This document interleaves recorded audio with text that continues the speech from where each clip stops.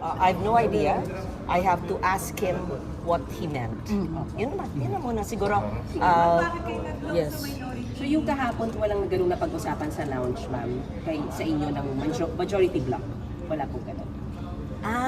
Yung kahapon sa lounge? Yes, ma'am. Hindi, it was a meeting, I think, about the Blue Ribbon Report. Yeah. Pero ma'am, solid talaga ang majority. But ma'am, you were seen with Sen, Aimee, and other members of the minority yesterday. Ano pong nangyari dun sa meeting po ninyo?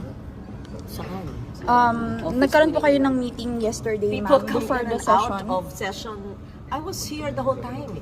Bakit hindi nyo kino-cover yung aking 3-hour hearing on culture and the arts?